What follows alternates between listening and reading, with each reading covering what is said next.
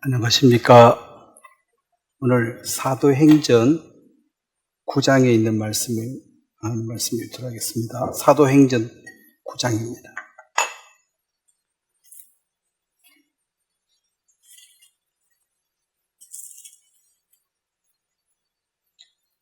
사도행전 9장 1절부터 제가 읽도록 하겠습니다. 사울이 주의 제자들에 대하여 여전히 위협과 살기가 등등하여 대제사장에게 가서 다메섹 여러 회당에 가져갈 공문을 청하니, 이는 만일 그 도를 따르는 사람을 만나면 남녀를 물어하고 결박하여 예루살렘으로 잡아오려 함이라. 사울이 길을 가다가 다메섹에 가까이 이르더니 호련히 하늘로부터 빛이 그를 둘러 비치는지라. 땅에 엎드러져 들음에 소리가 있어 이르되, 사울아 사울아, 너가 어찌하여 나를 박해하느냐 하시거늘, 대답하되, 주여 누구시니까? 이르시되, 나는 너가 핍박하는 예수라. 너는 일어나 시내로 들어가라. 내게 행할 것을 내게 이를 자가 있느니라 하시니, 같이 가던 사람들은 소리만 듣고 아무도 보지 못하여 말을 못하고 서 있더라.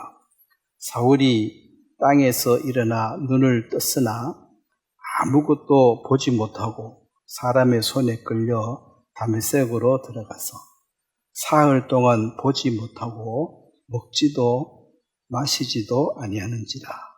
이때에 다메섹에 아나니아라 하는 제자가 있더니 주께서 환상 중에 불러 이르되, 아나니아야 하시거늘 대답하여 하되, 주여 내가 여기 있나이다 하니, 주께서 이르시되, 일어나 직가라 하는 거리로 가서 유다의 집에서 다소 사람 사울이라는 사람을 찾으라.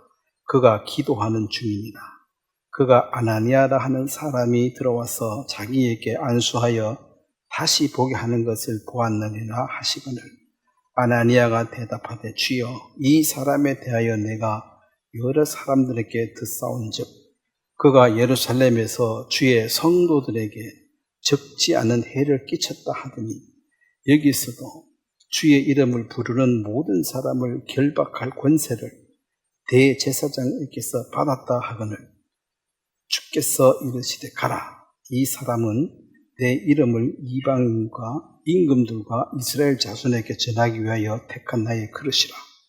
그가 내 이름을 위하여 얼마나 고난을 받아야 할 것을 내가 그에게 보이리라 하시니, 아나니아가 떠나 그 집에 들어가서 그에게 안수하여 이르되, 형제 사울아, 주 곧 너가 오던 길에서 나타났던 예수께서 나를 보내어 너로 다시 보게 하시고 성령으로 충만하게 하신다 하니, 즉시 사울의 눈에서 비늘 같은 것이 벗어져 다시 보게 된지라. 일어나 세례를 받고 음식을 먹으며 강건하여지니라. 구입하십니다. 제가 기도하겠습니다. 하나님 아버지, 우리는 예수 그리스도의 보혈을 통해서 하나님의 사랑이 우리 마음에 부음바 되어지고 또 성령을 선물로 받음으로 이제 우리 주와 합몸이고 동행할 수 있는 큰 구원을 받았습니다. 이 오늘 말씀의 사울이 율법으로 흠이 없이 하나님께 열심히 있었으나 그 결국은 그리스도를 박해하는 자의 모습으로 드러났고, 긍휼히 여기신 주께서 그에게 은혜를 베푸심으로 거듭나는 귀한 역사를 그가 경험했고, 그 일로 말미암아 그 생애가 완전히 바뀌어져서 그리스도를 증거하는, 또 주의 복음을 위해서 얼마나 고난을 받는지를 보여주고 있습니다. 우리가 받은 이 귀한 구원이나 바울이 받은 구원이나 동일한 구원입니다. 주님, 우리 가운데도 성령께서 역사하심으로 우리 주위에 잃어버려져 있는 영혼들에게 복음을 전하게 하시고, 다만 주께서 우리를 도구로 사용해 주시며 주님께서 열매로 또 주님이 결국을 구원의 귀한 선물로 이루어 주시게 되기를 바랍니다. 우리에게 붙여진 많은 사람들이 있습니다. 그들의 마음밭을 주님께서 계속 다듬으시고 이 말씀이 떨어졌을 때 바로 뿌리를 내리고 자라고 열매를 맺을 수 있도록 축복하시길 바랍니다. 오늘 이 시간 또 주께서 성령으로 역사하심으로 깨우침과 또 실제로 말씀이 우리에게 힘이 되도록 축복해 주시길 바랍니다. 감사하고 예수님의 이름으로 기도드렸습니다. 아멘. 예, 오늘은 율법과 복음이라는 제목으로 말씀을 전하려고 합니다. 여기 이제 말씀에 사울이라는 사람이 하나님의 법을 그냥 이렇게 건성을 한 것이 아니라 온 마음과 뜻을 다해서 열심히 했었고 하나님을 기쁘시게 하기 위해서 하나님의 이름을 망령되이 잃고 해방하는 자, 즉 예수님이 하나님이라 그랬기 때문에 유대인들 편에서는 유대인들은 이제 유일신 하나님은 한 분밖에 없고 귀신 이런 잡신들은 신이라고 인정하는 그 자체를 아예 허락지 않습니다. 그러니까 하나님이 한 분이라는 여기에 대해서 유일신에 대해서 딱 잡혀 있는데 이제 예수님도 하나님이다 그러니까 이제 그럼 하나님이 둘 되니까 이거는 이단이라는 거죠. 그래서 하나님을 기쁘시게 하기 위해서 하나님이라고 자칭하는 자 이단을 척결하는데 제일 선두에 서서 열심당원으로 일을 하고 있었는데 이 9장 4절에 보면 땅에 엎드러져 들음에 소리가 있어 이르시되 사울아 사울아 네가 어찌하여 나를 박해하느냐 하시거늘 대답하되 주여 누시니까 이르시되 나는 네가 박해하는 예수라. 자, 지금까지 땅에 속해서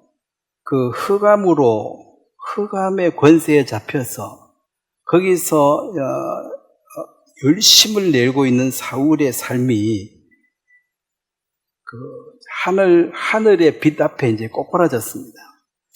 그는 땅에서 찾았거든요. 땅에서 열심을 내고 있었는데 거기는 없었고 위로부터 하늘에서 내려오신 예수님 그분이 이를 만나준 사건. 즉 우리가 아무리 열심을 낸다 할지라도 그것은 이 땅에 속한 하나의 열심에 불과합니다. 인간이 흙으로 만들어졌고 이 흙에서 나오는 어떤 소산으로도 하나님을 기쁘시게 할 수가 없는데 우리의 열심도 거기에 속하는 겁니다. 그래서 위로부터 오는 하늘의 빛이 그에게 비춰졌을 때 그가 실질적으로 어둠에 속한 자인 것이 드러납니다. 만약에 예수님을 만나지 못했다면 그는 이 땅의 빛이 진짜 빛인 줄 알고 의기양양하고 자신 있게 살았겠지만 우리가 땅에 속한 그 모든 수고와 열심은 결국 마지막 종착역은 예수님을 박해하는 걸로 끝납니다. 모든 종교적인 열심과 특심한 행실은 결국 예수 그리스도를 박해하는 것으로 예수님만이 길이다 그런데 도 닦아가지고 내가 낙원에 이른다, 극락에 간다, 천당에 간다 이런 모든 노력들은 예수님을 이제 핍박하는 것이고 또 율법에서 나온 자기 의는 그게 쌓이면 쌓일수록 자기를 대단한 사람으로 자기를 크게 여깁니다. 자기가 작아질수록 하나님이 크게 역사하는 것이고 자기가 대단한 사람은 하나님을 아주 작게 역사하고 또 역사하실 수가 없어요. 그래서 이 사울은 예수님을 만나기 전에는 대단한 사람이라고 본인이 생각했고 다른 사람도 그렇게 생각했습니다. 근데 예수님을 딱 만났을 때 예수님이 그에게 만든 상황은 너는 지극히 작은 자고 땅에 엎드러지고 보지도 못하고 듣지도 못하고 아무것도 먹지도 못하는 정말 죽을 수밖에 없는 그 처지, 거기가 사실은 인간의 본 모습이죠. 인간은 대단한 것 같은 그런 교만한 마음에 지금 많이 살지만 실제로는 그 죽음 앞에 선 사람을 이렇게 만나보면 너무나 약하고, 우리 할머니 돌아가셔서 제가 이제 안아가지고 이렇게 옮겼는데, 딱 들으니까 한 20kg, 30kg 될란가? 너무 가볍고,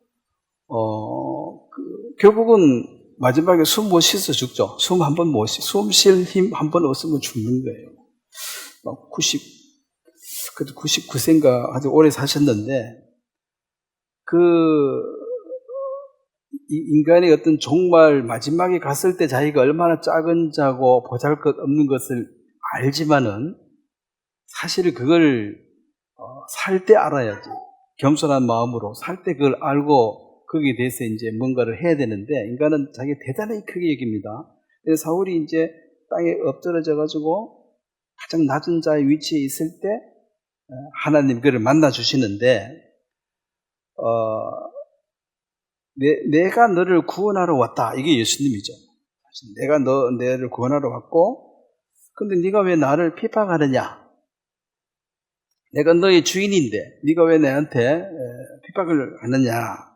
그리고 이제 8절에도 사울이 땅에서 일어나 눈을 떴으나 아무것도 보지 못하고 사람의 손에 끌려 다메섹으로 들어가서 눈을 뜨기는 떴는데 아무것도 보지 못한다. 사흘 동안 보지도 못하고 먹지도 마시지도 아니하는지라. 그래서 땅에서 속한 그 모든 것을 얻기 위해서 열심히 살았던 이 사울이라는 이 사람이 그 하나님의 만물을 통해서 어떤 율법을 통해서 하나님의 영광, 하나님의 그 뜻을 깨닫지 못하는 자는 결국 영적 소경입니다.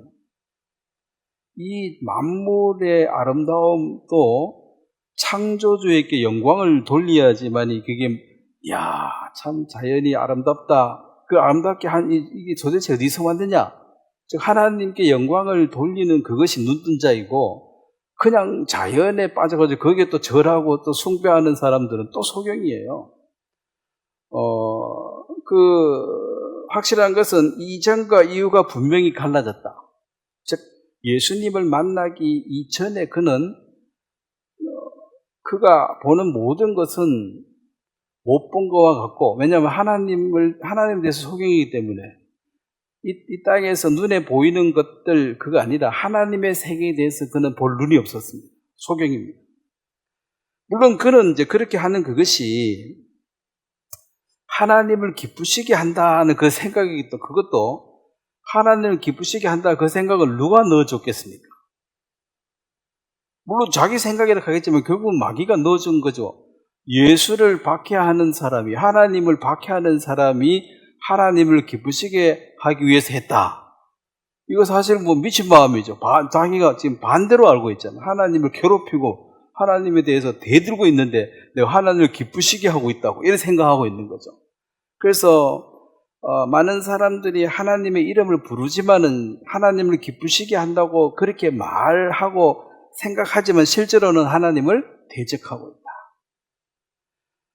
그 12절에 보면 그가 아나니아라 하는 사람이 들어와서 자기에게 안수하여 다시 보게 하는 것을 보았거늘. 자, 참 빛은 먼저 본 자의 안수를 통해서 그가 다시 눈을 뜨게 됩니다.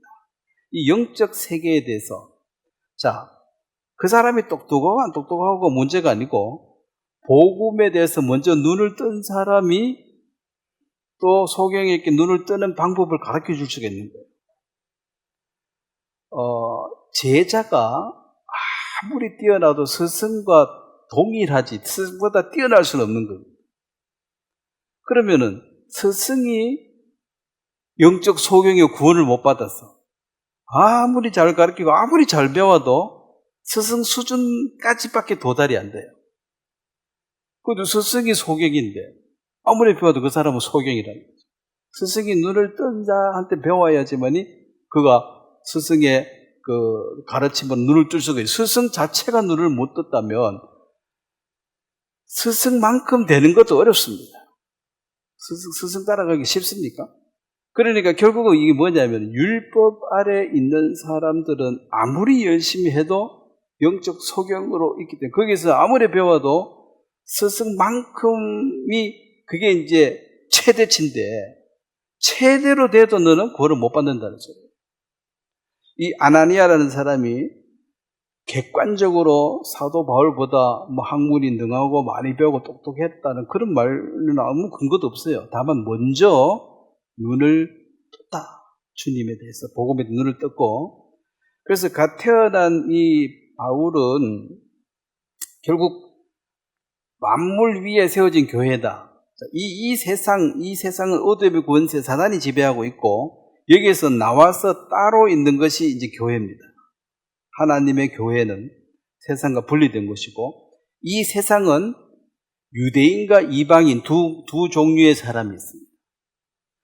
하나님의 약속을 받은 자 유대인, 그 외에는 전부 이방인입니다. 그래서 이 세상 두 부류죠. 유대인 아니면 이방인. 우리는 어디입니까? 이방인. 우리가 또 뭐 동양의 유대인이라 하고 뭐 이상한 소리도 많은데 우리가 족보가 아브라함하고 연결이 안 돼 있어요. 그리고 하나님의 교회, 이것은 이 땅에 속한 게 아니에요. 그러면 유대인 또 이방인 또 이 세상의 두 부류밖에 없는 여기서 구원을 받으면 하나님 교회에 속하게 되고 유대인도 하나님 교회에 속하고 이방인도 하나님 교회에 속해서 그래서 하나가 되는 거고 이 땅에서는 절대로 같아질 수가 없는 것이 아예 안 맞아요. 체질적으로 안 맞습니다. 유대인과 이방인은 밥도 같이 못 먹어요, 사실은. 그래서 이제 이 율법이 결국 유대인들에게 맡겨지고 유대인들은 그 중에서 이 사도 바울은 거기에 대해서 으뜸인데 누가 봐도 으뜸이고 자기가 봐도 으뜸인데 이 사람이 결국 하나님 앞에는 영적 소경으로서 아무것도 아니고 하나님 예수 그리스도를 박해하는 위치에 있다가 이제 아나니아의 안수를 받아서 다시 보게 되어졌다. 모든 지혜는 이제 교회를 통해서 공급하시는데 이게 교회의 머리가 예수님이니까 자, 이 세상에 막 잔머리 굴리는 거 말고 참 지혜는 하늘에 속한 모든 지혜는 교회를 통해서 이제 전달이 됩니다. 그래서 이 교회는 성령으로 거듭난 물이고 성령께서 우리에게 알게 해주는 것이 있습니다. 자, 이 갈라디아를 한번 보면 갈라디아 1장을 한번 보면 바울이 자, 나는 이방인의 사도다. 이방인의 사도인데 그 자기를 소개할 때에 어떻게 소개했냐면 갈라디아 1장 11절부터 제가 한번 읽어보겠습니다. 바울이 이제 내가 왜 이방인의 사도인지를 이제 내력을 설명하고 있어요. 형제들아, 내가 너희에게 알게 하노니 내가 전한 이 복음은 뭡니까? 오늘 여기서 예수를 만나서 눈을 뜬 거듭난 이 사건입니다. 이 사건은 이 복음은 사람의 뜻을 따라 된 것이 아닙니다. 그러니까 선생님한테 배워가지고 학교나 서당에서 배워가지고 된 게 아니다 이 말입니다. 그럼 누구한테 배웠어요? 자, 여기 그 12절 말씀만 같이 한번 읽겠습니다. 시작. 이는 내가 사람에게서 받은 것도 아니요 배운 것도 아니요 오직 예수 그리스도의 계시로 말미암은 것이라.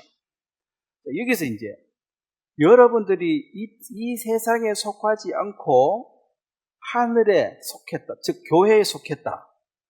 교회에 속했다는 것은 내 양은 구원받는 성도고 내 음성 목자는 예수님입니다. 예수님의 음성을 듣는다 그래요. 내 양은 내 음성을 듣나니 타인의 음성은 분별한다 그랬죠. 한두 번을 속을 수 있어도 계속 속는 거는 이거는 분별을 못하는 거거든요. 무슨 이단이 뭐 얘기해도 혹해도 하여튼 듣다가 이상하네 하고 스스로 이거 타인이다 이거 주님이 아니다 구분이 돼야 되는데 뭐 성령이 뭐 이만이다 한데 예 아멘 하고 따라다니는 사람들은 그거 지금 내 양이 아니라는 거죠. 내 양은 누구 음성을 들어요? 이만희 음성을 들을 수는 없는 거지. 내가 예수다 한데 그걸 내 하면 되는 말이 안 되잖아요. 그 처음에 뭐 속이고 이럴 때는 속는다 치더라도 마지막 결론에 가가지고 지금 엉뚱한 소리 하는데 그걸 부응가를 못 해가지고 맞다고. 이거는 내 양이 아니라는 거죠. 그리고 내 양은 주님의 음성을 직접 들었는 사람이에요. 내 양은 내 음성을 들으니까. 여기서 이제 나는 사람에게서 받은 것도 아니고 배운 것도 아니요. 이거는 학문적으로 선생한테 배운 게 아니라는 거죠. 아니고 오직 예수 그리스도의 계시로 말미암은 것이라. 그러니까 주님이 보여준 것을 주님이 들려준 것이 있으니까 내가 알게 되던 주님이 깨닫게 해준 어떤 세계. 그래서 이제 우리의 이 직분, 이 위치는 천사도 흠모하는 것이 주님의 음성을 우리가 친히 듣고 거기에서 확실한 약속을 받았고 그 주님의 음성으로 말미암아 우리는 이제 귀가 열려가지고 주의 음성을 딱 들어서 이거 주의 음성이다. 그리고 이제 타인의 음성, 이 인간의 소리를 듣다 보면 에이 말도 안 돼. 이 구분이 간다는 거죠. 아무리 말을 잘해도 주님의 음성과 사람의 음성은 다르고 그 다음에 여러분들이 이 세상에 이제 배운 것이 두 가지가 있는데 이 땅에서 배운 게 있습니다. 지식, 상식적인 것. 뭐 그걸 내가 무시하는 게 아니라 살아가는 게 필요합니다.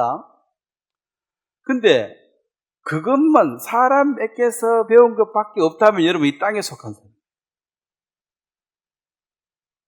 하늘에 하나님께로부터 직접 배운 것이 있어야 돼요. 마태복음 16장은 찾진 않겠습니다. 베드로에게 주님이 베드로가 주는 살아계신 하나님의 아들이시니다 고백했을 때 이를 네게 알게 한 이는 혈에서 난 것이 아니라 하늘에 계신 내 아버지십니다. 그러면 그 계시 이 목수 예수가 바로 하나님의 아들 내 아들이야 요 계시를 하나님이 보여주어서 그들이 보고 알아차렸다는 것입니다. 뭔 소리요?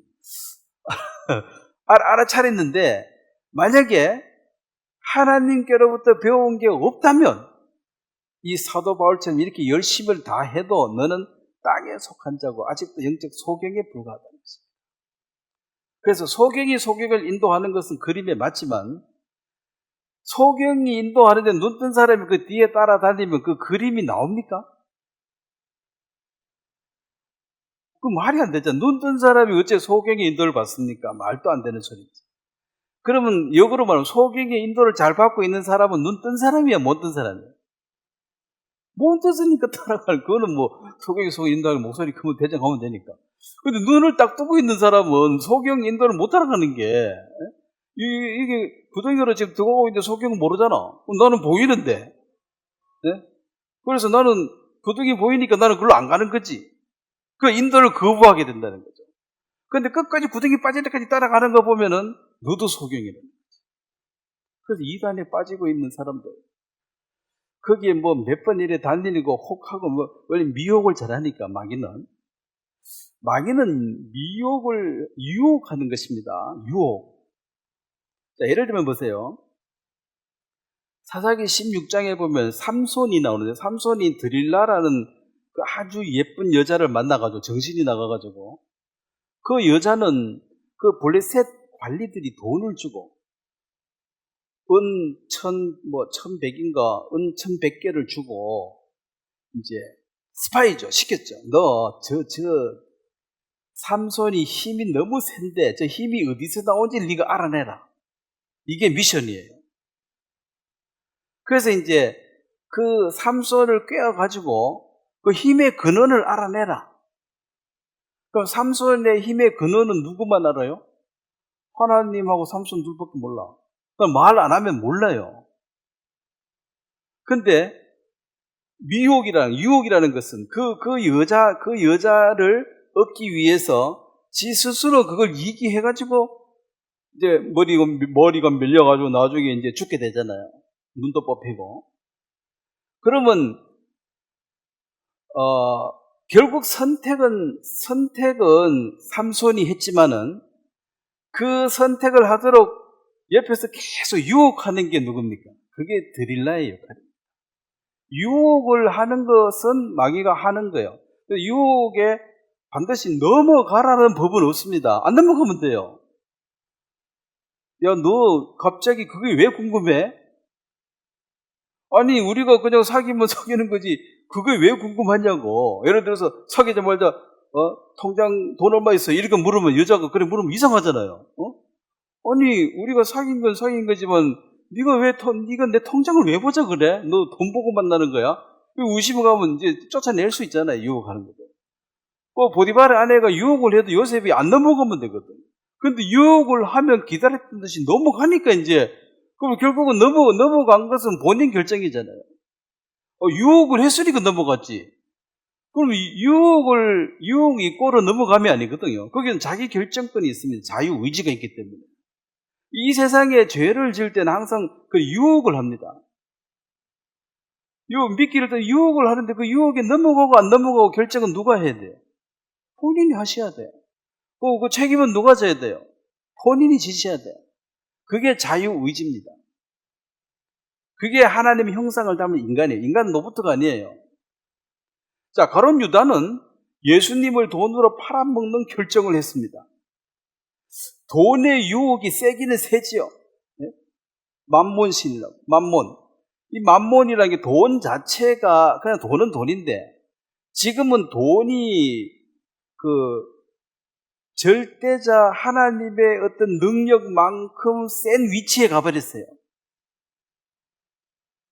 그냥 농담 삼아 창조주 위에 건물주라고. 건물주는 이제 그 돈 맨날 받는 거잖아요. 그 건물 가지고. 그냥 평생 이제 놀고 먹고 살아도 이제 걱정 없다는 거지. 건물 한 몇십 개 갖고 있으면. 그것이 이제 우리는 하나님을 의지해서 하나님으로 살아야 된다 이런데 하나님 돈만 있으면 살지. 즉 하나님 자리에 돈이 들어갔는데 사람들이 너 하나님 능력이 더 좋아, 돈의 능력이 더 좋아. 돈이 더 좋지요. 이게 이제 만몬신입니다. 돈을 신의 위치까지 끌어올려놓고 그걸 의지하고 산다는 거죠. 그게 만몬 사상입니다. 돈도 북한 돈 같은 거는 필요도 없고 휴지고. 그렇죠? 베네수엘라 돈도 휴지라 하잖아요. 그래서 사람들이 금을 사는 거예요. 이게 정말 돈은 휴지로 바뀔 수도 있으니까. 그리고 기축 통화 달러를 좋아하죠. 이거 갖고 있으면 하나님 대체할 수 있다는 거지. 그렇습니까? 돈으로 할 수 없는 것 없습니까? 하나님은 전지전능이, 돈도 전지전능입니까? 여러분 인생 살아봐서 알지만 돈으로 할 수 있는 게 굉장히 많은데 하지 못하는 것도 많이 있습니다. 그러니까 사람에게서 배운 것이 아닌 우리는 하나님의 계시로 깨달은 것이 공통적으로 있는 이 공통 분모가 있는 사람이 성도입니다. 그게 없으면 우리가 하나 될 기초가 없는 거예요.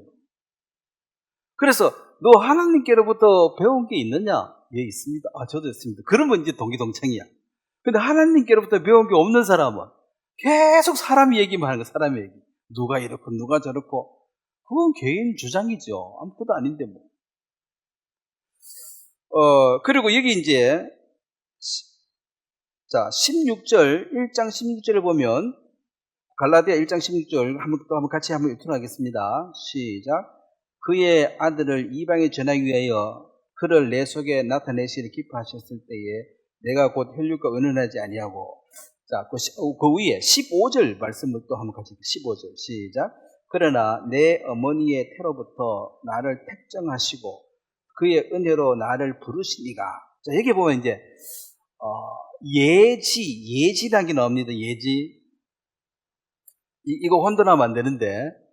자, 예지는 미리 안다. 예지는 맞습니다. 예정했다. 이건 틀렸습니다. 자, 바울이 하나님의 그 일을 하도록 하나님이 정해놔 버렸다. 바울의 의지와 상관없이. 근데 하나님은 바울이라는 사람이 어떻게 복음을 전하고 고난을 받을 것을 내가 안다 그랬잖아요. 그래서 미리 알고 계시는 것은 맞습니다만은 미리 정해놨다는 틀린 얘기예요. 예정론은 틀렸습니다. 그러니까 선택을 하나님이 대신 해주는 게 아니란 거죠. 정해놨다는 말 누가 정하는 거예요? 하나님 정하는 거죠. 하나님이 다 정해놨으면 우리가 자유의지가 있는 거예요, 없는 거예요? 우리 노버트지 그러면. 다 정해놨는 대로 사니까. 그러면 기도할 필요 없고 아무것도 할 필요가 없어요. 이미 다 정해졌는데. 근데 하나님은 너가 뭘 정할지는 알기는 알지만은 그 결정의 주체는 누구라는 거예요? 인간입니다. 결정의 주체가 하나님이라고 말하는 게 예정론이에요. 그럼 하나님이 다 정해놨으면 우리는 뭐 할 게 뭐 있습니까? 그래서 엉터리라는 거예요. 예지는 내가 너를 뭘 정할지는 알지만 내가 정해주지는 않는다는 거예요. 그 차이를 아시겠습니까? 그래서 이제 이 장로교가 예정론 정해가지고 택한 받은 사람은 다 구원받아. 그만 하나도. 그럼 하나님은 누구는 택해가 천국, 누구는 택해가 지옥 미리 정해놨다. 세상에. 그러면 지옥 갈 사람들이 하나님의 그 심판 앞에 순종하겠습니까? 여러분 그것도 순종하겠어요? 아니 하나님 저는 왜 나기 전부터 지옥 가기를 정해놨습니까? 아니 내 인생을 왜 당신이 정해놓고 나를 지옥 보내면 너는 그럼 뭐냐고. 그게 말이 안 되는 소리인데 예지. 우리가 이제 애들 일 보면 얘가 뭘 선택할지 내가 미리 알 수는 있죠. 그렇지만은 내가 정해주진 않지. 그게 이제 왜냐면 이게 자꾸 정해주면 마마보이 돼가지고 멍청해지니까 결정을 자꾸 해보고 책임을 자꾸 져봐야 돼요. 결정하는 사람은 자유지만은 그 뒤에 책임이라는 게 항상 붙어 있습니다. 누가 결정했어? 자, 연애 결혼해가지고 부모 반대하는데 죽자서 우리가 결혼했다. 그럼 딸내미가 결혼해서 살아보기 힘들거든. 그런데 이제 힘들어도 내가 결정한 남자이니까 힘들어도 이를 악물고 살아내겠죠. 근데 엄마가 강제로 정해줬어. 너 여 시집가 그랬어.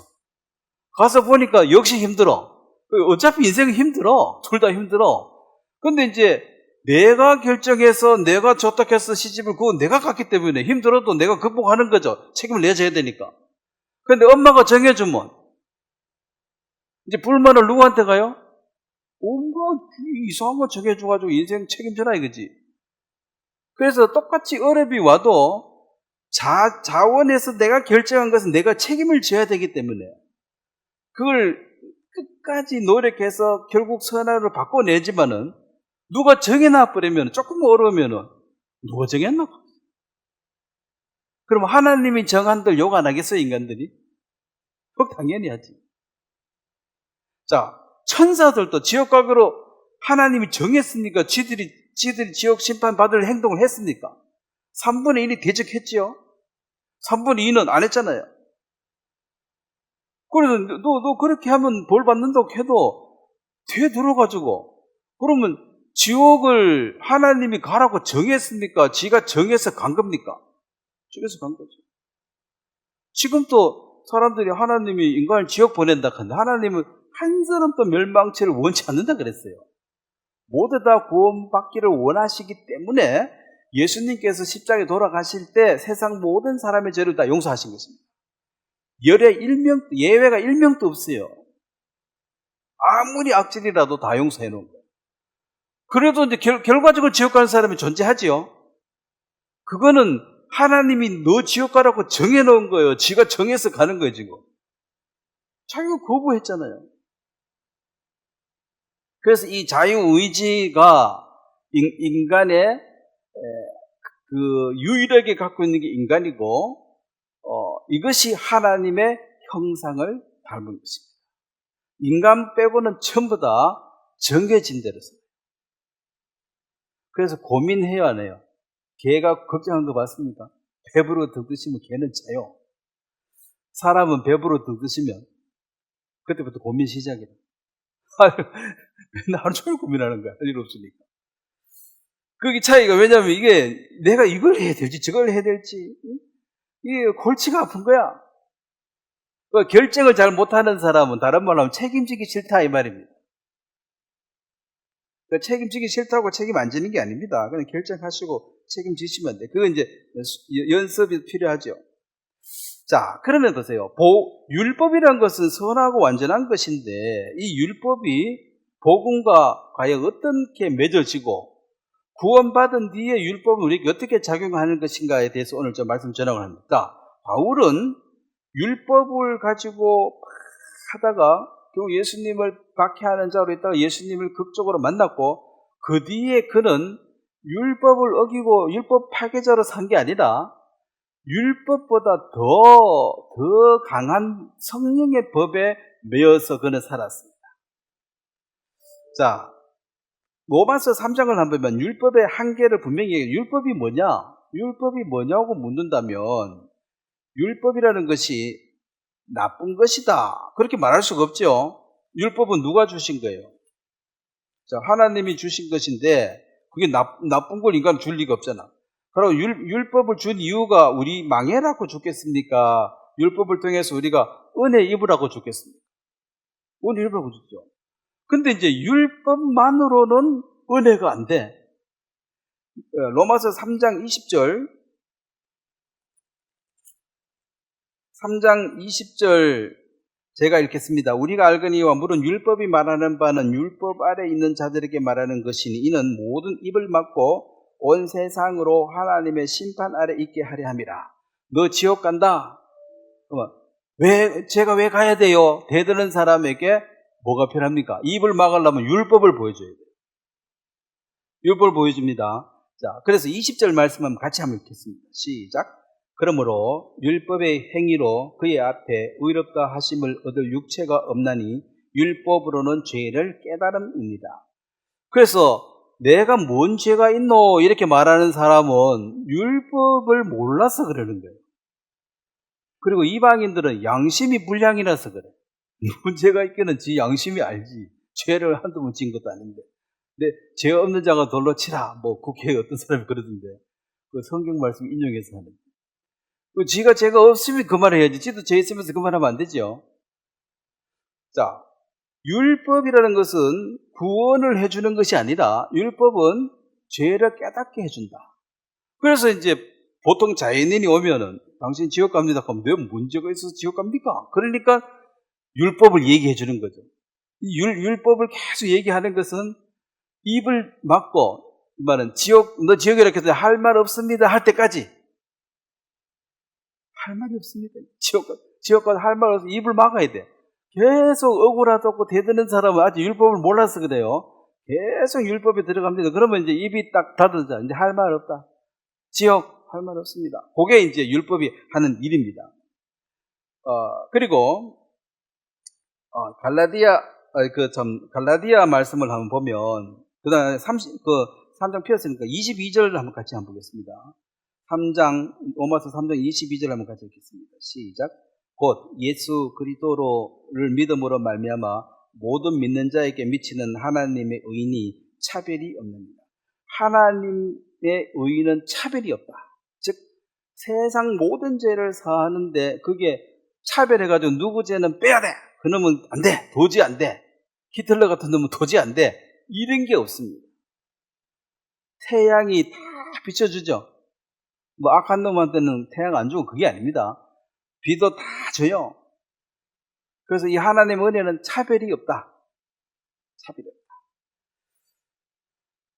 그리고 갈라디아 3장을 보면 율법의 그 역할에 대해서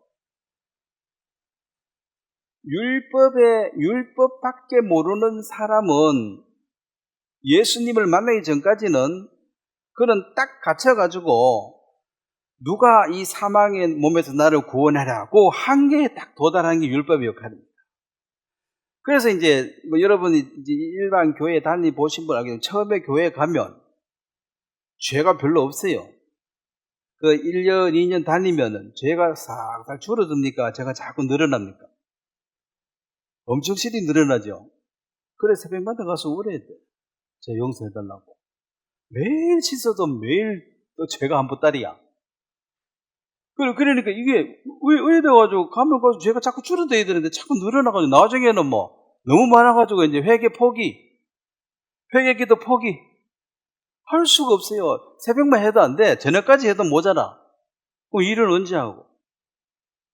그래서 이제 왜 자꾸 죄인이 되느냐? 죄인이 되느냐? 그게 이제 예수님을 만나기 전에 인간의 모습이 바로 사도 바울이 오늘 거꾸러져가지고 아무것도 보지도 못하고 먹지도 못하고 마시는 그 송장 같은 사람이 되어버리거든. 이미 죽은 자가 되어버려. 율법 앞에는. 예수 못 만나면 끝이에요. 뭐 육신적으로 마지막에 죽을 때도 그렇지만은 죽기 전에도 이미 사망 상태에서 유지되어 있는 것입니다. 그러면 갈라디아 3장 20절부터 한번 보면 23절 갈라디아 3장 23절입니다. 23절을 제가 한번 읽어보겠습니다. 23절 믿음이 오기 전에 우리는 율법 아래 매인 바 되고 계시될 믿음의 때까지 갇혔느니라. 이같이 율법이 우리를 그리스도에게로 인도하는 초등교사가 되어 우리로 하여금 믿음으로 말미암아 의롭다함을 얻게 하려 함이라. 자, 여기에서 이제 이 율법이라는 것이 역할이 율법은 사실 이 율법과 복음이라는 것이 서로 대립하는 것처럼 보여지지만 실제로는 대립하는 것이 아니라 서로 보완적인 관계입니다. 율법 없이 복음이 이루어질 수가 없고 또 복음 없는 율법도 이거 헛일이고 둘 다 필요합니다. 새 같은 두 개의 날개가 다 필요해요. 하나 없으면 못 날죠. 그리고 하나님이 율법이라는 것은 인간에게 하나님의 뜻과 하나님이 너 이렇게 살아라 하는 뜻과 이게 이제 의의 기준이 이거다. 기준을 준 겁니다. 그러면 죄가 있다 없다를 인간의 다수결로 정해버리면 이게 이제 죄라 하다가 이건 죄야 하다가 세월이 지나가지고 죄가 아니야 하고 바꿔버린 게 있죠. 뭐 한국도 간통죄 없애버렸잖아. 그러면 이 기준이 뭐가 인간이 이제 이거 죄로 하자 했다가 나중에는 불편하다 없애자 가서 많아져가지고 없애버리고. 그러면 죄의 기준은 누가 정해야 돼요? 인간이 정하면 됩니까? 다수결로 해가지고 지금 법을 막 만드는데 다수결로 막 만들어내는데 그런 식으로 막 만들어내는 법은 그거는 그냥 코에 감으면 코걸이야. 그거는 옳은 법이 아니에요. 악법이라. 근데 절대적인 법의 기준은 하나님이 정하는 거예요. 하나님이. 그게 바로 율법입니다. 그 율법이 없으면 기준이 없으니까 목소리 큰 놈이 대장이야 그냥. 숫자 많으면 그게 의로운 길이야. 그 사람 죽여도 된다 하고 법 통과시키면 죽이는 거예요. 그것은 확실한 기준을 율법이랑 정해줘야지만이 그게 재판이 가능하지. 법이 왔다리 갔다리 하면 이게 재판은 보나마나 엉망이 됩니다. 그리고 하나님이 원하시는 삶을 제시해주는, 너 이렇게 거룩하게 살아야 돼. 제시를 해줬는데, 그렇지만은 스스로 너 노력으로 거기에 도달할 수 없다. 이것이 바로 율법의 책입니다. 그래서 율법을 제대로 지키려고 애써본 사람들은 전부 다 한계, 포기. 그래서 교회 열심히 다니다가 때려치운 사람도 많습니다. 그 사람은 사실 양심적인 사람이에요. 하다 안 되니까. 안 되는데 계속 붙들고 있으면 뭐해요? 그걸 이제 때려치우는 거예요. 근데 설렁설렁 달리면 별로 한계가 안 오니까. 죄짐이 무겁질 않아요. 설렁설렁 하니까. 그냥 주일날 가고 이렇게 하면 어렵다고 해주니까 그거 기분 좋게 살지만 제대로 율법을 하다 보면은 이거 죄가 아무리 해도 없어지지 않고 계속 늘어나고 이거 도저히 안 되겠다. 나는 택한 백성이 아닌가 보다. 도저히 안 된다. 그 이제 한계가 와서 포기하는 거예요. 그 전도하다 보면은 한때 저도 열심히 했는데 교회 안 가기로 했습니다. 그런 사람도 많이 만나요. 한때 젊을 때 다 열심히 해봤는데 그거 다 엉터리예요. 뭐 이런 식으로 얘기한 게요. 예수를 못 만났으니까 답답하고 답이 없으니까.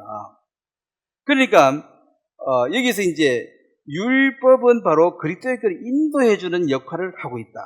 즉 율법의 역할이라는 것은 이 복음이란 것은 스스로 이룰 수 없는 구원을 우리 스스로 죄를 깨끗이 못하니까 하나님이 육신이 이 땅에 오신 예수님께서 우리를 위해서 이루어 주신 일입니다. 이게 복음이에요. 복음은 기쁜 소식인데 뭐가 기쁩니까? 누가 대신에 다 해놨대. 이거 내가 해야 되는데 누가 대신 다 했대. 내가 죽을 때까지 해도 안 되는 걸 이미 다 해놨대. 이게 이제 복음이죠. 그래서 율법은 그리스도를 만날 수밖에 없도록 뒤에서 이렇게 강하게 밀어주는 것입니다. 그래서 율법도 반드시 필요하고, 그 이방인은 율법이 없으니까 양심이 살아있어야 돼요. 근데 요즘 시대에 양심이 점점 무뎌져가지고, 놀부를 더 좋아하는 시대로 바뀌었죠, 흥부보다가. 그 소설을 만들 때는 제일 나쁜 놈이 놀부예요. 제일 착한 게 흥부야. 근데 세월이 한참 지나고 보니까 흥부는 멍청한 놈이고 놀부가 또리또리해. 놀부 보쌈만 있다. 흥부 보쌈 봤나? 나 못 본 것 같은데.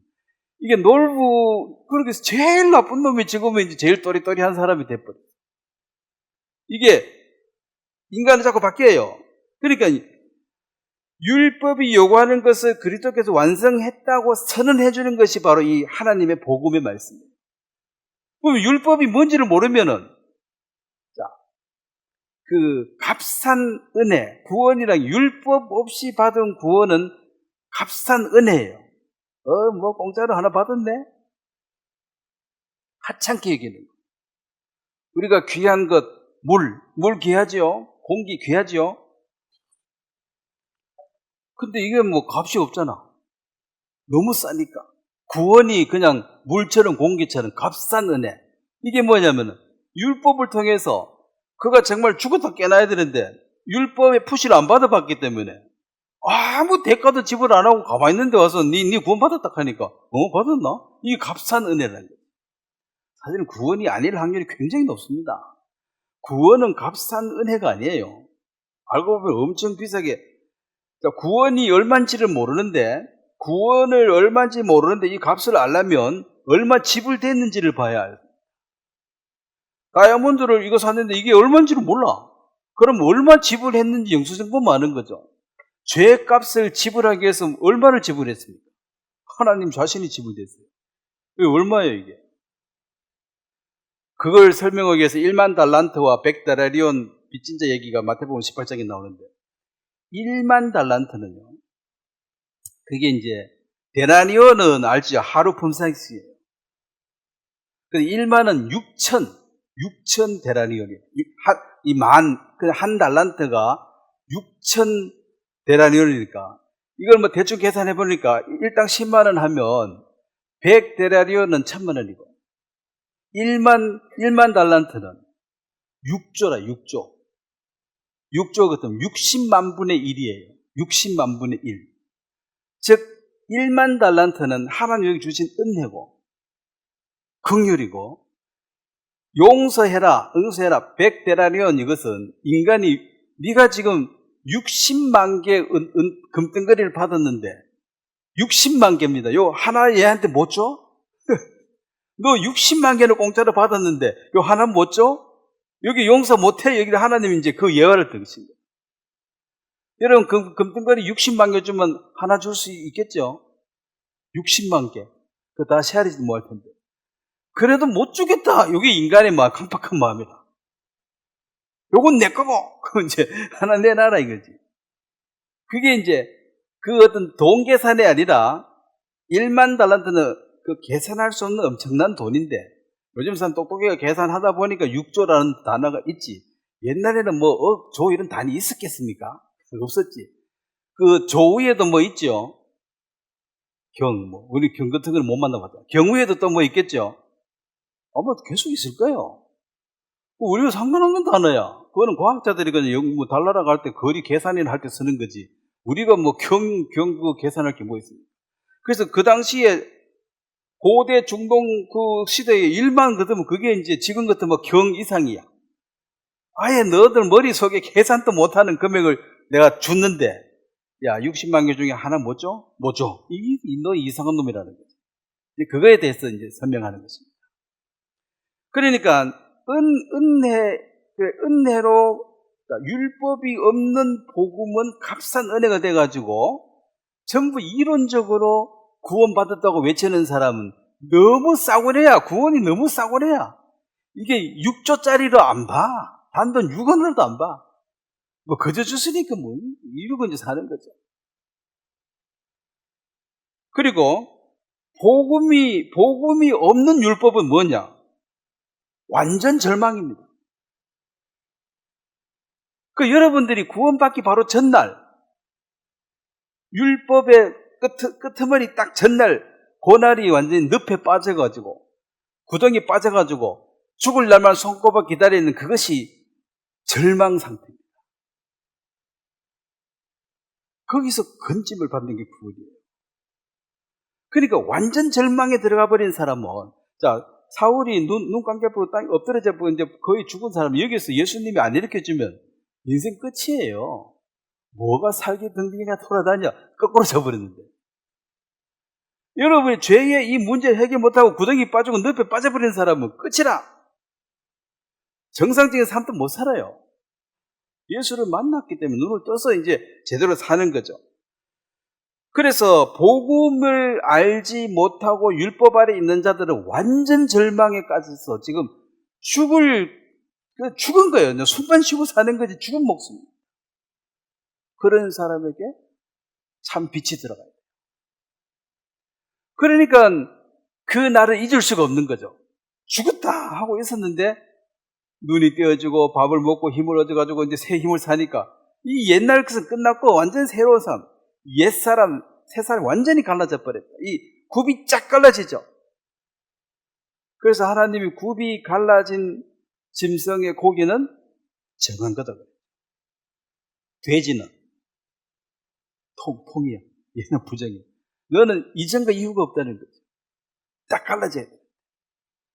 그러니까 생일이 2번이나 해야 된다는 거죠. 네?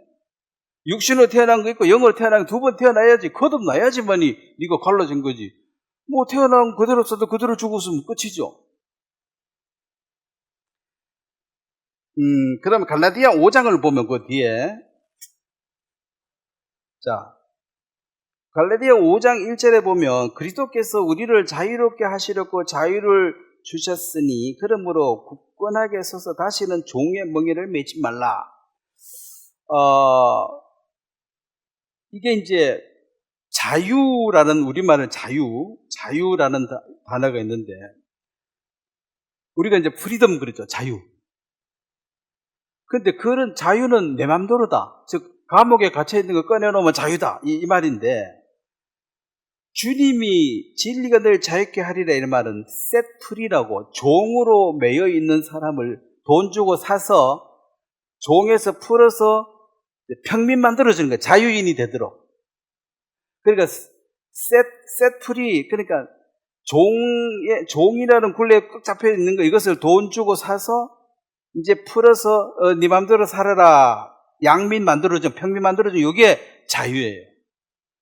근데 사람들이 이론적으로 구원받고 잘못 이해한 사람은 프리덤, 내 맘대로 살아도 된다. 이제 구원받은 내 맘대로 살아야 된다. 이렇게 생각하는 그 자유를, 진리는 그런 자유가 아닙니다. 내 맘대로 살아서 돼가지고 뭐 짐승처럼 살아도 된다. 이 말이 아니에요.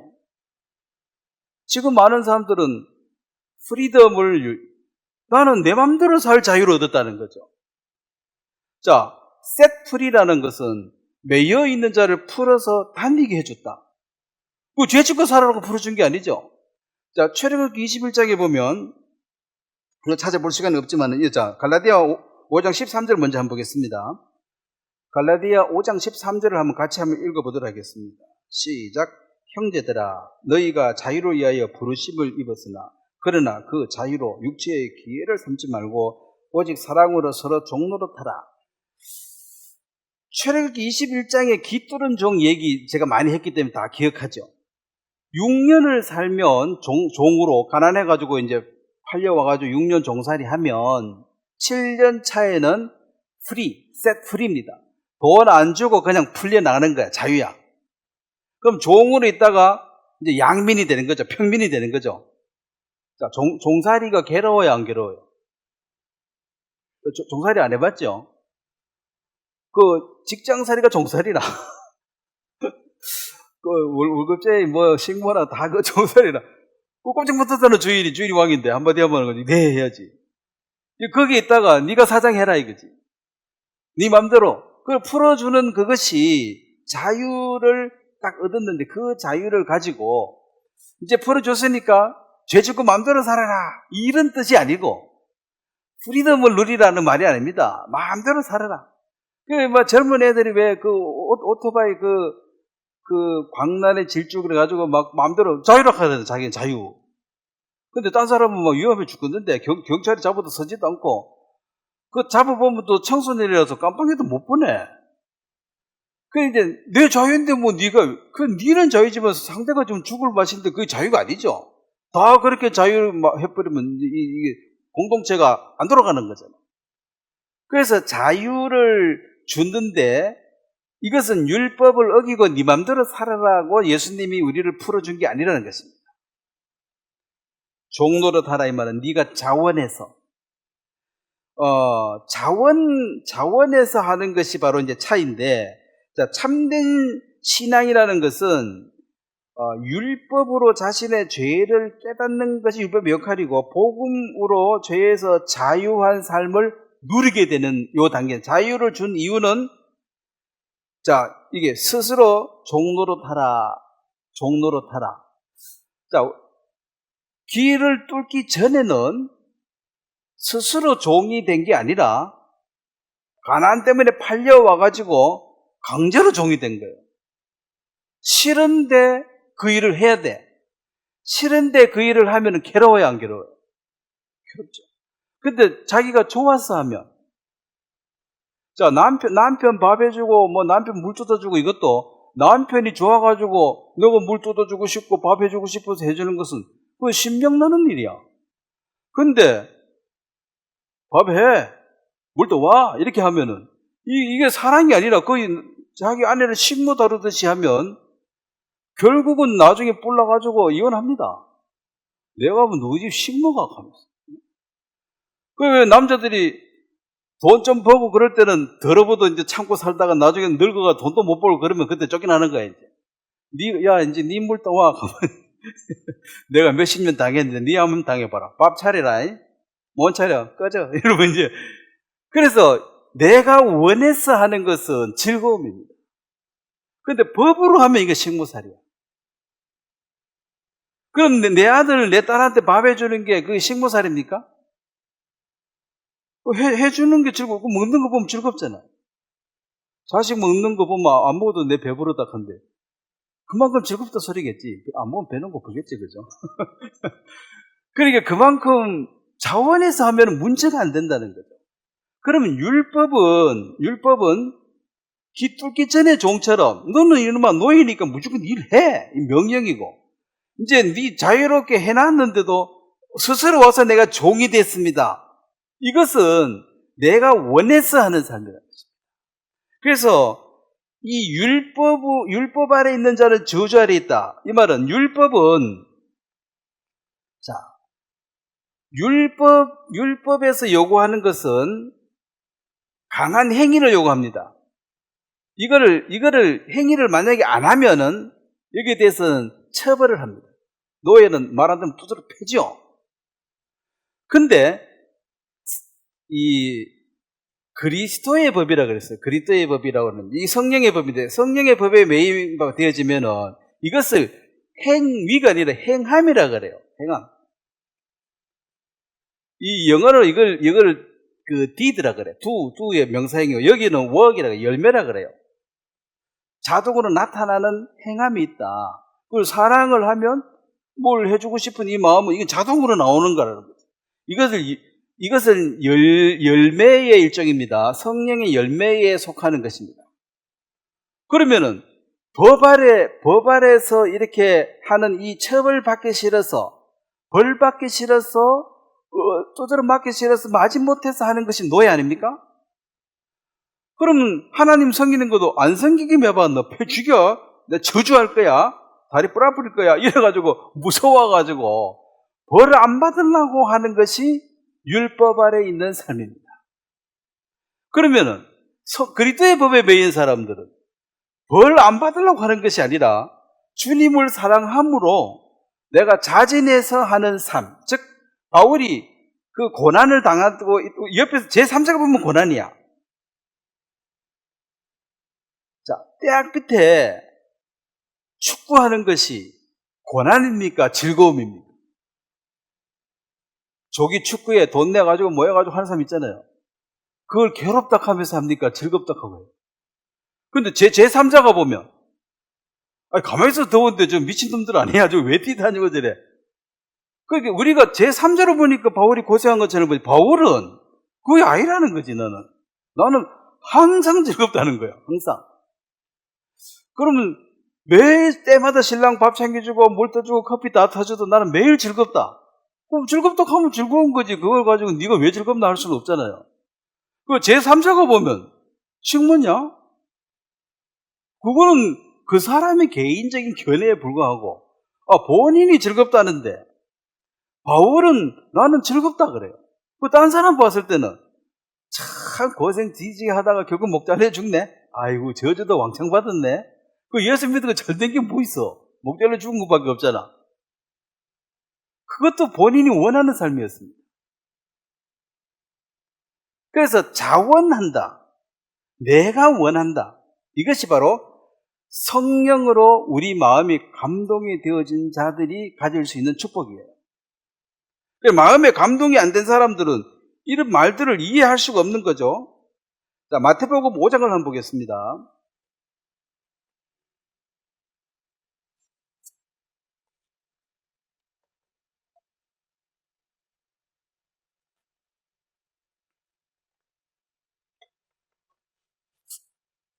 마태복음 5장 17절, 5장 17절 한 말씀 한번 같이 한번 들어가겠습니다. 시작. 내가 율법이나 선지자를 폐하러 온 줄로 생각하지 말라. 폐하러 온 것이 아니요 완전하게 하려 함이라. 자, 성령의 법은, 성령은 율법을 자원하는 마음으로 지킬 힘을 마음에 받아서 그 마음의 감동에 따라서 나타나는 행함으로 나타나는 삶입니다. 그러면 예수님께서 율법을 주셨을 때 이 율법은 내가 너를 변화시켜서 이렇게 하겠다는 약속인데 너 스스로는 못해 이 말이에요. 내가 힘을 주가지고 하면 네가 할 수 있고 너 스스로는 못해 이 말이에요. 스스로는. 그러니까 말씀을 듣고 성령께서 역사하시면 우리 마음이 감동이 되어져서 그 힘을 공급받아서 내가 하는 것이기 때문에 율법은 힘은 안 주고 해. 안 하면 벌 줄 거야. 안 하면 너 혼날 거야. 이러니까 무거운 짐이 되는 거지. 수고하고 무거운 짐자 내게로 오라. 내가 너를 쉬게 하리라. 어떻게 쉽니까? 자, 대학 밑에 축구하는 것이 군대 축구는 고참이 원해서 우리는 싫어도 해야 돼요. 쫄병은. 그거는 노동이야. 가만히서 더운데 정말 공까지 차야 되고 고참 비위 맞춰야 되고 보통 고역이 아니야. 근데 그것은 내가 자원하지 않기 때문에 괴로운 거지. 축구 자체가 괴롭다 안 괴롭다고 정해져 있는 게 아닙니다. 그럼 일하는 것이 정말 저주냐? 일 안 하고 가만히 노는 게 복 받은 사람이냐? 그렇지 않습니다. 일하는 게 복이에요, 사실은. 직장 다니는 게 괴롭던데? 그거를 물론 그 사장 눈치 봐가지고 막 어거지로 하기 그랬지. 실제로 그걸 좋은 마음으로 하면, 집안일도 마찬가지, 뭐든 좋은 마음으로 하면 좋은 거고, 이걸 어거지로 하면 이제 힘들게 돼 있는데, 여기서 내가 율법 파괴주의자가 아니라는 것입니다. 율법을 파괴하러 온 것이 아니라 완성하러 왔다. 자, 그 다음에 로마서 13장을 보겠습니다. 그러니까 율법은 너 해야만 해. 이 명령입니다. 근데 성령의 법은 그렇게 기쁘게 순종할 수 있는 힘을 주신다. 그 복음은 율법을 파괴하는 것이 아닙니다. 그리고 율법에 순종할 수 있는 그 자유와 그 힘을 공급해 주는 것이 바로 이 복음 안에 들어있습니다. 그 복음을 깨달은 자들은 옛날에 율법 아래서 어거지로 할 때보다가 성령의 법 아래서 하는 것이 훨씬 더 강력하게 하는 것. 즉, 벌 받기 싫어서 하는 것이 아니고 내가 자진해서 하는 것이기 때문에 차이가 있습니다. 로마서 13장, 거기 이제, 6절부터 제가 읽겠습니다. 자, 그 구원을 받은 사람들의 그 삶에 대해서 로마서 1장부터 11장까지는 이제 복음이고 이스라엘 역사고 12장부터 그러므로 이제 이렇게 살아라. 이게 생활에 관한 얘기는 12장부터입니다. 시간 없으면 12장부터 보셔도 돼. 12장부터 16장까지 그거가 필요한 얘기를 그거 다 적어놨습니다. 근데 12장부터 그 뒤로 설교 잘 안 해요. 부담스러워가지고. 뭘 자꾸 하라 하니까. 앞에 그 은혜다, 공짜다, 그런 얘기하면 계속 하지. 그 앞에 한 얘기는 이 뒷말 하려고 지금 서론을 꺼내는 거고, 그러므로 여부터 본론이에요, 사실. 그리고 원래 성경은 장이 있는 게 아닙니다. 그 한 장의 편지예요. 그 편지 앞부분은 왜 있고 뒷부분은 안 읽는다 소리지. 중요한 건 뒷부분이 다 있는데. 13장 6절 제가 읽겠습니다. 너희가 조세를 바치는 것도 이로 말미암으니라. 이 권세에 대해서 얘기했거든요. 그들이 하나님의 일꾼이 되어 바로 이 일에 항상 힘쓰니라. 13장 7절 모든 자에게 줄 것을 주되 조세를 받을 자에게 조세를 바치고 관세를 받을 자에게 관세를 바치고 두려워할 자를 두려워하고 존경할 자를 존경해라. 자, 구원받은 사람들이 이 교만해져가지고 존경하는 사람이 하나도 없다고 하는 사람도 많습니다. 그리고 두려워하지 않는데 다 우습게 얘기인데. 여러분 교통법 지켜야 됩니다. 지방세 내라 하면 그 주민세 내야 됩니다. 하나님의 아들인데 그거 내가 왜 내? 이 마귀 세상인데 안 내! 이런 게 아니라는 거죠. 이게 율법 파괴주의자예요. 공동체를 파괴하는 것입니다. 그 세금 내가지고 세금 그 어디 있습니까? 공동체 유지하는데, 그죠? 수도 물도 만들고 도로도 하고 돈이 있어야지 정비할 거야. 안 하면은 파괴되는 거지. 이건 이제 공동체가 살아가는데 최소한의 약속이다. 내가 그러니까 돈 받아가지고 도로 수리도 하고 수도 물도 그 더러운 거 가지고 깨끗하게 잘 보내주고 이게 이제 돈을 내가 내는 거거든요. 그거 내고 또 누리는 권한도 있잖아요.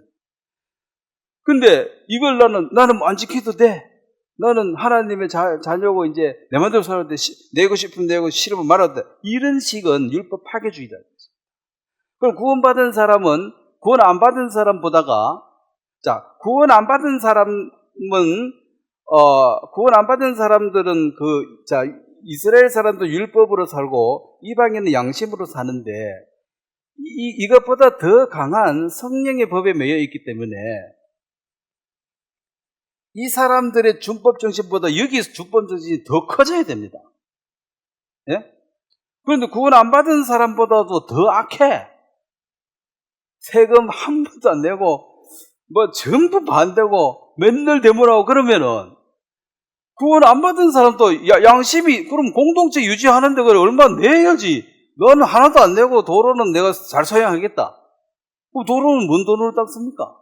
그렇잖아요. 수돗물은 누가 만들어 보내요? 그거 내고 해야 되잖아. 그런 거 안 하다가 후진국 가보면 각자 알아서 사는 거야. 도로면 비만 오면 다 파지고 수도도 없고 물 들고 이거 2시간 3시간 물 떠다 먹고 사는데 그 공동체는 사는 게 너무 괴로워요. 주민세 얼마 내고 편하게 사는 게 이게 큰 축복인데 이게 깨지고 무정부 돼버리면 자유롭게 사는 게 이게 행복한 게 아닙니다. 무질서 되면은 깡패 도둑놈이 대장질하고 엉망이 되져요. 힘 약한 사람들은 여 맞고 저 맞고 살기 괴롭습니다. 그래서 두려워할 자, 그러면은 예를 들어 시장, 대통령 이런 사람 앞에 가가지고 이건 대통령이지 너 하나님 아들이야 이렇게 무시하고 그러면 안 되고 그 예의를 갖춰야 되고, 예? 그 존경하는 사람도. 자, 세상적으로 잘난 사람이 있습니까, 없습니까? 똑똑한 사람이 있어요, 없어요? 존경해야지. 근데 뭐 구원도 못 받았는데 뭐 지옥 갈 인간은 뭘로 그거는 하나님의 선물을 네가 뭐 중간에 판단할 일이 아니니까 그 이 마음을 좀 낮추셔야 돼. 그 세금 내라하면 예, 알겠습니다. 그거 빨리 내고 해야지. 안 내. 네? 뭐 죄인들한테 안 내. 이런 식으로 나와버리면 이거 공동체가 파괴됩니다. 자, 그 다음에 13장 8절 한번 같이 읽겠습니다. 8절만 시작. 피차 사랑의 빛 외에는 아무에게도 아무 빛도 지지 말라. 남을 사랑하는 자는 율법을 다 이루니라. 이게 율법의 완성입니다.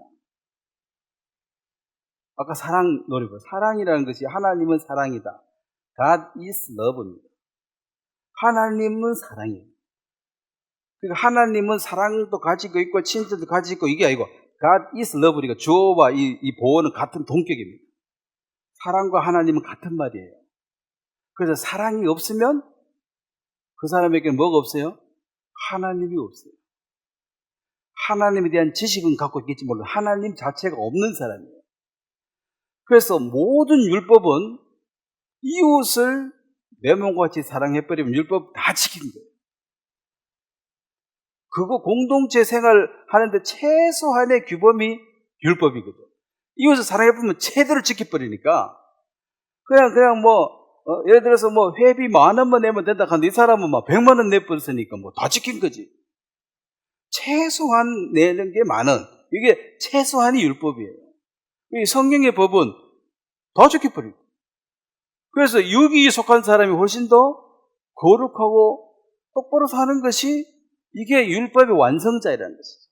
율법은 구원받기 전에 역할이 있고 구원받은 사람들에게는 삶의 어떤 그 방향이죠. 이건 죄다 아니다 방향 아니면 그 표지판처럼 이렇게 지시를 해주고 근데 이걸 안 가면 너 패 죽인다 하는 협박이 아니라 네가 자진해서 그 길을 가도록 이웃을 사랑하는 것이 하는 뜻이다.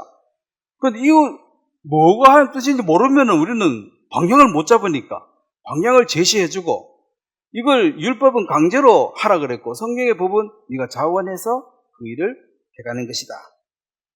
자, 9절 말씀부터 제가 읽겠습니다. 가늠하지 말라, 살인하지 말라, 도둑질하지 말라, 탐내지 말라 한 것과 그 외에 다른 계명이 있을지라도 내 이웃을 내 자신과 같이 사랑하라 하신 그 말씀 가운데 다 들은. 그래서 사랑이 우리에게 분명히 들어왔기 때문에 우리 자신이 로마서 5장에 사랑이 부음바 되어졌다. 사랑이 부어가지고 이제 사랑이 이제 넘쳐나가는 이것이 우리를 통해서 어떤 형태로든지 그걸 느낀 사람들은 저 사람은 따뜻하다. 사랑은 따뜻하고 훈훈한 거거든요. 율법은 살벌해요. 법밖에 없으면 살벌해요. 그래서 어머니와 자식의 관계가 훈훈해요. 어머니가 자식을 사랑하는 그 사랑이 이 선악을 안 따지고 사랑하거든. 아버지는 그래도 조금 따집니다. 잘못했을 때 막 혼내키고 이렇게 하니까 그것도 보면 큰 사랑인데 뭐 어린애들 이해를 다 못하니까 어머니 사랑은 진짜 컸고 아버지 사랑은 진짜로 잘 안 여겨져가지고 한참 뒤에 깨닫습니다. 자기 인생 자기도 다 살아보니까 아버지의 그 재발견 그래가지고 늙어가지고 이제 그때 우리 아버지가 최선을 다하고 죽을 힘을 다해서 우리를 지키고 보존했구나. 그거 이제 대부분 깨닫고 나면 아버지가 안 계실 때가 많네요. 아버지들은 또 너무 고생해가 빨리 죽어. 고생했는지 술 많이 먹어서 그런지 모르지만 깨닫고 나면 아버지가 없어 거의. 보통 무덤에 가서 울지요. 그 쓸데없는 겁니다. 그 살아있을 때 그걸 아셔야 돼요. 그리고 이제 에베소서, 그러니까 구원받은 사람들의 그 삶에 대해서 에베소서 4장을 또 한번 보겠습니다. 에베소서도 마찬가지입니다. 앞에 1, 2, 3장은 다 4, 5, 6장을 설명해서 기본 빌드업 한 거예요. 빌드업이 우리말이 뭐야? 이걸 전개해가지고 너가 이렇게 공짜로 구원받고 이 큰 은혜를 입었으니까 너 이제 이렇게 살아야 된다. 이 결론이 항상 뒤에 있습니다. 그 편지도 뒤에는 앞에는 그냥 날씨 좋습니다 하고 인사하다가 마지막에 이제 결론이 나오잖아요. 자, 에베소 4장에 보면 4장 25절 제가 읽겠습니다. 그런즉 거짓을 버리고 각각 이웃과 더불어 참된 것을 말하라. 이는 우리가 서로 지체가 됩니다. 세상 그 사람들은 물론 인간이 거짓돼서 그렇지만 이 얘기 중에 거짓말을 많이 합니다. 그러니까 이게 선한 거짓말도 되고 뭐 아이고 반갑습니다. 뭐 아주 예뻐졌습니다. 아이고 뭐 잘났습니다. 영혼 없는 말이라 그러죠. 그냥 멘트를 하는데 묵비권도 말 안 하는 것도 권리예요. 굳이 물으면 답하지 묻지도 않았는데 뭐 잘생기니 못생기니 할 필요가 없는데 내버려두고 왜냐면 내가 잘생겼다 하면 그 마음이 담겨 있으면 뭐 아무것도 없는데 자꾸 그런 말 하면 듣는 사람도 알까요 모를까요? 알아요. 이 빨리 소리. 그 시간 낭비란 걸 거짓말 하지 말고 진리를 얘기하는 것은 성경 말씀이죠. 성경 얘기를 진리가 성경 말씀이니까 참 것을 말해라. 그러니까 우리는 거듭나야 됩니다. 뭐 이런 말을 한마디 해서 뭐 그 사람이 알아들어도 좋고 못 알아도 좋고 뭐 거듭난 게 뭐냐 물으면 다시 한번 태어나야 됩니다. 그리고 죄를 가진 사람은 죽어서 존대 간다 하는데 성경에는 죄를 가진 사람이 존대 못 간다고 돼 있습니다. 뭐 해야 됩니까? 죄 씻어야 됩니다. 뭐 요런 얘기들이 이제 우리 교회 와라 뭐 내 말 들으라가 아니라 듣고 안 듣고 네 사정이고 뭐 쓸데없는 거짓말 하는 것보다는 이제 그 한마디로 참말 하는 게 낫다는 소리죠. 그리고 그 28절 보겠습니다. 에베소 28절 보면 도둑질을 하는 자는 다시 도둑질하지 말고 돌이켜 가난한 자에게 구제할 수 있도록 자기 손으로 수고하여 선한 일을 하라.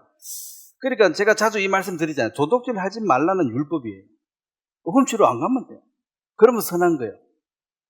근데 성령의 법은 도둑질만 안 하면 선합니까? 지금 뭐 하라 그랬어요? 일하라 그랬죠. 일을 해라. 일을 해라. 데살로니가 후서 3장 제가 읽겠습니다. 누구에게든지 음식을 값없이 먹지 않고 오직 수고하여 애써 주야로 일함으로 너희 아무에게도 폐를 끼치지 아니하려 함이니 우리에게 권리가 없는 것이 아니요 오직 스스로 너희에게 본을 보여 우리를 본받게 하려 합니다. 우리가 너희와 함께 있을 때에 너희에게 명하니 누구든지 일하기 싫거든 먹지도 말라. 일하시 먹지도 말라. 이 말이 성경에는 게으름을 싫어합니다. 그러니까 공장에 일하러 가려면 집에 있더라도 뭔 일이라도 하라는 거지. 일 안 간다고 막 누우자고 아니고 정상적으로 일어나고 잠도 자야 되지. 8시간 자고 또 낮에는 뭐라도 하고 또 저녁에 자고 이게 뭐라도 해야 된다. 뭐 하려면 교회 다니고 와서 청소를 한번 하시든지 뭘 하시든지 뭐라도 하고 이게 이제 게으름 피우면 하루 종일 누워 있는 사람들 이런 이제 게으름 피우면 그건 밥도 먹지 말라는 소리죠. 그게 이제 도둑질 하게 되는 원인이 뭐냐는 거죠. 먹을 거 없으니까 안 했다. 그러면 열심히 해도 먹을 거 없는 거에 할 수 없지만은 깨어나가지고 못 먹는 사람한테까지 교회가 다 지원해 준다면 그러면 전부 깨어나자 이렇게 갈 거 아니에요. 가만히 있으면 가만히 놀면 밥 주더라. 그러면 사회도 그런 식으로 돌아가면 이 사회가 망하게 돼 있어요. 우리나라도 지금 살짝 위험한데 독거노인이고 뭐 가난하고 아무것도 없는 사람은 나라에서 다 대주고 좀 일하는 사람은 네 알아서 살아라 하니까 일대일치 아프고 나도 그냥 정부 돈 받아 묵까 그런 생각을 지금 학생들이 하고 있다 하잖아. 괜히 힘들어 직장 가고 막 그래봐야 골치만 아프고 그냥 아예 빈민층으로 가가지고 그 주는 돈 받아 먹고 살까? 그럼 일하지 않고 살도록 해주는 이것은 좋은 시스템이 아니라는 거죠. 그러니까 도둑질을 단순하게 하지 말라는 것이 율법이라면 양심도 훔치면 안 되지만 성령의 법은 네가 열심히 일해가지고 이 열심히 노력해도 먹을 게 없는 사람한테 좀 보태주라. 먹을 것. 이것이 성령의 법 아래에 있는 사람입니다. 그러니까 이것은 율법과 복음이 서로 이렇게 부딪히는 것이 아니고 조화를 이루어야 되고 그 기준과 어떤 길을 제시 안 하면 인간은 어떻게 살아야 될지를 몰라요. 방향을 못 잡아가지고. 그래서 율법은 우리를 복음으로 이끌어 주었고, 복음은 율법을 이제 그리스도의 법으로 바꾸어서 우리에게 성령을 바꾸어서 순종할 수 있는 힘을 제공해 주는 것이 바로 복음의 폭발력이다. 즉, 구원받았다는 이것은 단순하게 그냥 모르는 거 하나, 지식 하나 배웠다, 그런 차원이 아니라 하나님의 영이 내 안에 거하시는 특별한 은혜를 입었기 때문에 차이가 크다는 것입니다. 그리고 이 율법은 정죄하는 도구가 아닙니다. 남을 너 잘못했잖아, 잘못했다 지적하기 위해서 율법을 배우는 것이 아니고, 이 율법은 하나님의 마음을 네가 그 기준을 통해서 비춰보고 내 자신을 발견하는 거죠. 남을 지적하는 데 쓰는 게 아닙니다. 그 정죄는 누가 해요? 하나님이 하실 거예요. 나는 그 하나님의 마음을 비춰보고 방향이 틀어져 방향을 바로 잡는데 이걸 쓰라는 거죠. 근데 성령이 없으면 방향을 잡고 가려고 해도 갈 힘이 없어요. 근데 성령께서 우리에게 힘을 주셔서 그 일을 할 수 있게 하신다. 자, 한 구절 보고 마무리하겠습니다. 요한복음 13장입니다. 야고보서 같은 데도 읽어보면 행함이 없는 죽음 믿음이다, 이런 얘기들이.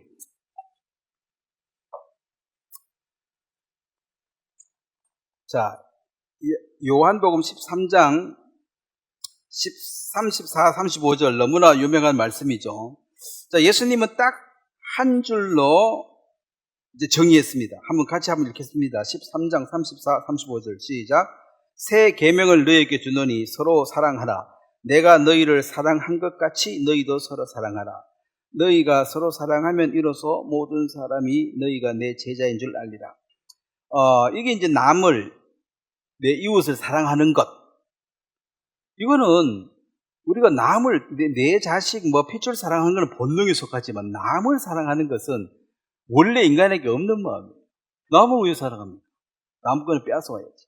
근데 이제 새 계명을 너에게 준다, 이 말은 이 율법이라는 것이 예수 그리스도의 복음을 통과해서 우리에게 알짜배기를 전해주는 것이 뭐냐? 핵심 내용이 사랑이다.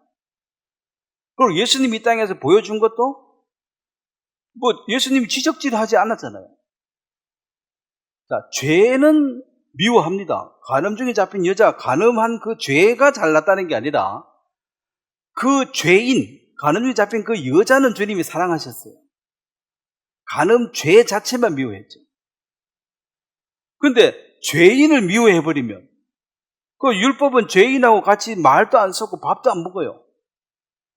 근데 예수님은 세리, 창기와 같이 밥 먹으니까 그 당시 율법사들이 이거 이단이라 했거든. 어떻게 하나님의 말씀을 믿는 거룩한 사람이 더러운 것들하고 같이 밥 먹냐고. 여러분, 그 여자가 간음을 한 그 죄가 좋다는 게 아니라, 물론 또 파고 들어가면 사정이 있겠지. 누가 하고 싶어 했겠습니까? 먹고 살기 어쩔 수 없이 했든지 어쨌든 이유는 있겠죠. 그렇지만 그 죄인 자체인 그 여인을 주님이 사랑하셨고, 그 사랑의 증거가 뭐냐? 내가 너 대신에 죽는다, 며칠 뒤에. 내 죽음은 너 대신 죽는 거야. 그럼 그 여자는 감동이죠. 자기는 지금까지 살면서 자기 대신 죽어준다는 사람 만나본 적도 없고 늘 자기 집 밟고 지나가는 인간들밖에 안 만났는데, 이 남자가 처음 만났는데 내가 너 대신에 앞으로 며칠 뒤에 죽는다. 그러면 네 죄값을 내가 대신 갚으니까 너는 자유하게 될 것이다. 너 다시 죄를 짓지 말라, 이렇게 얘기한 것이, 죄를 미워했지만 그 미운 죄에서, 그러니까 노예하고 있으니까 내가 지불해서 풀어주겠다는 거죠. 처음 봤는데 죄값을 내가 지불해 주겠다. 너는 이제 자유가 됐다. 그 여인을 사랑하니까 대신 지불해 준 거지. 미워하면은 상종도 안 해야지. 근데 그게 이제 사랑이라.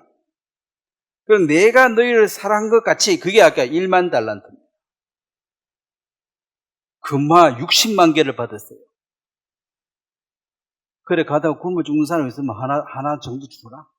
60만 개 중에 하나 주면 네가 당장 굶어 죽느냐? 60만 개 다 쓰도 못해. 그 용서해 주라. 배고파가지고 우리 밭에 수박 하나 따먹었다. 물론 그게 잘했다는 게 아니라 뭐 얼마나 배가 고팠으면 빵 하나 훔쳐 빵 훔쳐 먹고 깜빵 갈 애들도 있죠. 조금 먹다 걸린 사람 깜빵 가고 돈 많이 먹은 사람도 깜빵을 안 가. 재판이 공정하지 못해요. 빵 하나 그 뭐 1,000원도 안 하는데 그것 때문에 깜빵 가는 사람도 있고 또 몇십억씩 먹어도 깜빵 안 가는 사람도 있고. 근데 그런 것에 네가 그리스도인이 만약 가게 주인 한다면 그 진짜 배고파서 빵 하나 훔쳐 먹은 거는 그냥 용서해 주라는 거지. 깜빵 보내지 말고. 왜냐면 너는 그마 60만 개 안 받았냐. 그거 하나 그냥 주라. 이게 이제 내가 너에게 베푼 은혜를 베풀었으니까 너도 그렇게 해라. 이제 그럼 내가 받은 게 없으면 힘이 없으니까 못하죠. 받았으니까 행할 수 있도록. 그렇다고 내가 그것 때문에 굶어 죽는 거 아니니까. 그래서 이제 서로 사랑하는 이것이 성령의 법 아래 있는 사람들에게 이 자원하는 마음으로 이걸 행할 수 있도록 특히 믿는 자에게 먼저 사랑하라 그랬죠. 로마서에도. 그러니까 이웃을 다 사랑하면 좋은데 전 인류를 사랑 못한다나 믿는 자에게. 그래서 진짜 궁핍함이라는 것은 먹을 것이 먹고 입을 옷이 없는 사람, 입을 옷과 먹을 음식이 없는 사람, 잠잘 곳이 없어도 돼. 입을 것과 먹을 것은 족한 줄 알아 그랬습니다.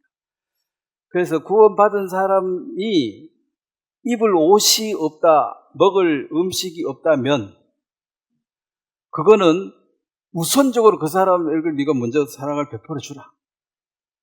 근데 한국에서 옷 없어가지고 벗고 다니는 사람은 보기 어렵죠. 못 찾죠. 옷 다 버린대요. 버린 것도 새거던데 보니까. 또 저기 시장 그런 데 보니까 중고 옷은 2,000원, 5,000원 값도 아니라 그냥 전시 값이지. 그래서 이제 우리가 전체적으로 잘 사게 됐는데 혹시라도 옷이 없어가지고 벗고 다니는 사람이 있으면 믿는 사람을부터 먼저 도와라. 또 굶는 사람이 있으면 먼저 베풀어라. 그리고 다 해라. 이웃에게. 내 이웃이 누굽니까? 네 말고 전부 이웃입니다. 저 아프리카까지가. 근데 이 부자 청년은 이웃을 정해달라는 거지. 앞집, 뒷집만 도와주면 됩니까? 아니, 옆마을만 하면 됩니까? 아니, 이웃 나라도. 에이, 못하겠네. 내 이웃이 누굽니까? 몰라서 묻겠습니까? 이건 너무 막연하니까 좀 딱 정해달라 이거지. 그러니까 율법은 정해져, 성경에 보면 정한 것도 없습니다.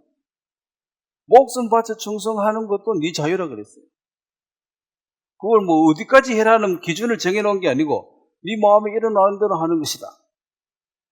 다만 이 율법의 강요가 아니고 성령의 법 안에서 하는 것이기 때문에 구원받은 사람은 율법에 갇혀 있지는 않지만은 왜 안 갇혀 있냐면 율법보다 더 강한 성령의 법에 매여 있기 전제하에 이 율법은 안 지켜도 된다. 안 지켜도 된다는 말이 더 강한 법이 나를 잡고 있다.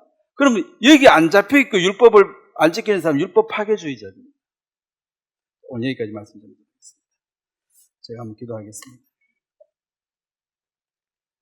하나님 아버지, 주님께서 우리에게 율법을 주시고 그 율법을 통해서 공고한 위치에 있을 때에 하나님의 아들 예수 그리스도가 이 땅에 오심으로 우리의 구원자가 되셨습니다. 우리가 이 귀한 복음을 깨달은 그날과 또 그 이유가 분명히 갈라져서 우리는 원하든 원치 않든 주님 만난 그 순간을 기억할 수밖에 없습니다. 또 이후의 삶도 이전과 너무나 달라져서 우리는 주님께서 우리 가운데 역사하신다는 사실을 부인할 수가 없습니다. 주님께서 이 교회 가운데 성령으로 역사하심으로 우리의 마음을 늘 감동시켜 주시며 또 새 힘을 주심으로 자원하는 마음으로 주님을 섬기고 또 순종할 수 있도록 늘 도와주시기 되기를 바랍니다. 주님 오시는 그날까지 이 세상과 짝하지 아니하고 세상과 분리된 몸된 교회 안에서 주님의 말씀으로 힘을 얻고 사람이 떡으로만 사는 것이 아니고 이 말씀으로 산다고 말씀하신 것처럼 우리 가운데 늘 공급해 주시는 것이 있어서 구별된 삶을 살 수 있도록 도와주시기 바랍니다. 감사를 드립니다. 예수님의 이름으로 기도드렸습니다. 아멘. 예, 수고했습니다.